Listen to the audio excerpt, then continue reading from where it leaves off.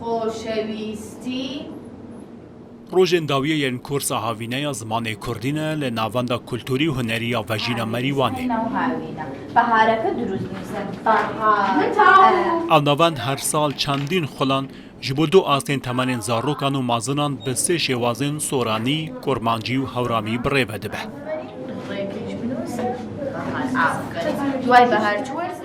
دوای تێپەڕبوونی دۆخی کۆرۆنا بەشداربووی پۆلەکان باشتر بووە.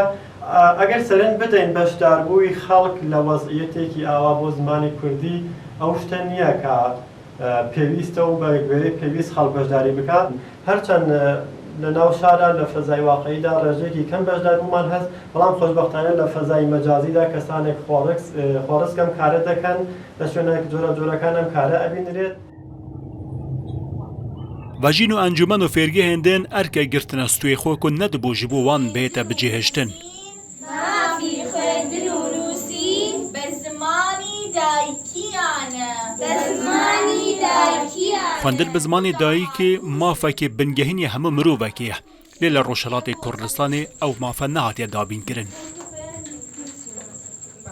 بعضی زاڵە هەنیایسە جمڵەیە قسەیەکەرا دوێ جمڵە قسەکەرا بەسەڵان نیمەش کوردی نیمەش فارسی واقعاً من پێی یانەی فرە ناڕەحەتەنا و هەر پاسە هەستکەر و کە مەدرسە نە بە زوان و ئەیایی وێ مافێرە بیمێ تێو وەرزی سێ ساڵە. Di destûra Îranê de madeyek hatiye di derbarê rêdan bi xwendina waneya ziman û edebiyata neteweyan de qutabxaneyan da. Ew made mafekê herî kêmiye zimanî ye. Lê 43 salin ku ev hatiye pesendkirin, her weke nivîsekê li ser kaxezê maye û cîbicî nabe. وەڵام من ڕۆژێکیان چووم بۆ مەدرسە لە مەدرسەیە ئامۆزگار هەرێ و فارسی بخوێنەوە من جار لە فارسیە زۆر تەمەڵم. ئامۆزگار لەلاومە بۆ خوێنەرەوە ئەترسم. لەخۆ ئەترسم. و مناڵەکە لە یەک کلاس یەکیەوە چێتە مەدرسە هەتا وەکوونی کلاسی و کلاس چواری خەریکە فێر ئەو زوان فارسیە بێ. لەبەر خاترەوە گەر بە زوانە کوردیەکەی خۆی دەرسەکە فێر بێ ڕەحەتر فێرە بێ و معلیمەکانی ژۆنە حەزێت ناکرێن. زانستە. Nizîkî 30 salan ku ev kurs û fêrgeha xwe li Rojhilatê Kurdistanê tên vekirin, her sal sedan kes xwe fêrî xwendin û nivîsîna bi zimanê Kurdî dikin. Dayîk û bav jî roj bi roj zêdetir hana zarokên xwe didin ku fêrî zimanê dayîkê bibin, da ku di xwendin û perwerdeyê de serkeftî bin.